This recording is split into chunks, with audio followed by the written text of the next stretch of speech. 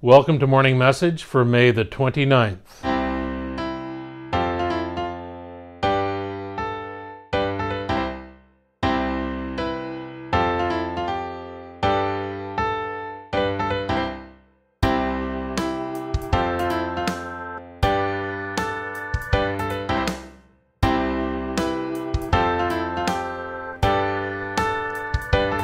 I saw George Carlin do a stand-up routine on television one time, and the joke that he told was, did you ever notice how an apple makes a lousy sandwich?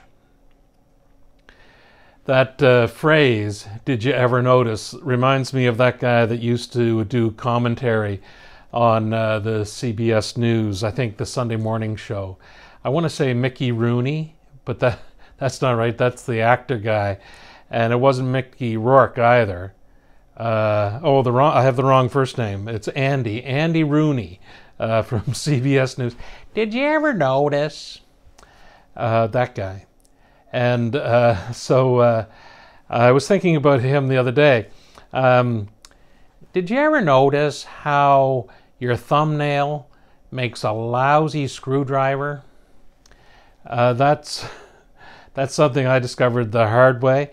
You know, I leave one of my thumbnails long so I can peel oranges. Not that it comes up that often, but I do. I leave one of my thumbnails longer so I can peel oranges. I've told that story a couple of times in these morning messages already. That's something I do.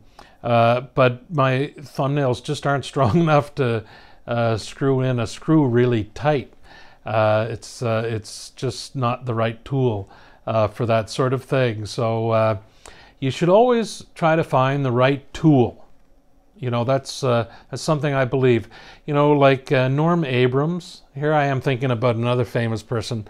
Norm Abrams used to be on that PBS show, This Old House, and he had his own show. I think it was called the Yankee Workshop or the New Yankee Workshop. Something like that.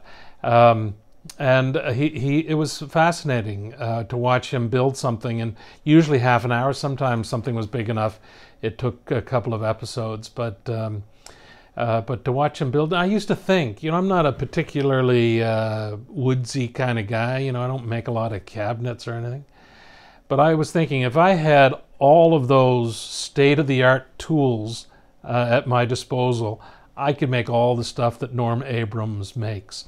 He has the right tools for the right thing, and it just seems to work out for him. The reality is that if all you have is a thumbnail, then you have the right tool to do the thing that's whatever it is that has to be done.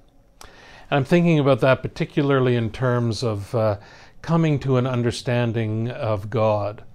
I've said many times here that a complete and total understanding of God is beyond us, and I'm okay with that. In fact, I think that's the way it probably should be. But I think the promise is that we come to some understanding of God, and particularly God's nature as being loving, that everything God does in terms of our creation and our salvation and God's desire to continue to be with us all comes out of the unchangeable fact about God, that God is love. We do have tools at our availability to help us come to some understanding about that much about God. We have the Bible, we have theologians, we have sermons. You've probably heard lots of sermons. We have things like the morning message. We have one another. We can check in with one another about these sorts of things. We can pray about things, mull things over in our heads. We have books, lots and lots of books at our disposal, documentaries on TV and YouTube and all sorts of things. But at some point we have to be able to discern our way through all of these things that are available to us. And so we rely on trusted friends, for sure, but we also rely on that main and essential tool that every one of us have, that we were born with. And I don't mean a thumbnail. I mean ourselves. We have ourselves. And I think the world would be served well if we began to trust ourselves a little bit more, trust our own experience of God, trust our own experience of the world, trust our own experience of other people, trust our understanding about how things are said, how things are put, and to be open to the points of view that other people have, and those things that resonate with us for a reason, because they somehow match the tool that I was born with, and that ability to discern all of the different kinds of messages that are coming to me, coming to all of us about God.